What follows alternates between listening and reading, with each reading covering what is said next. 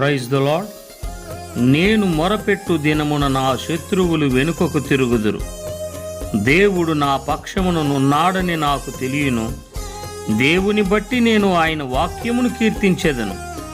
యెహోవాను బట్టి ఆయన వాక్యమును కీర్తించెదను.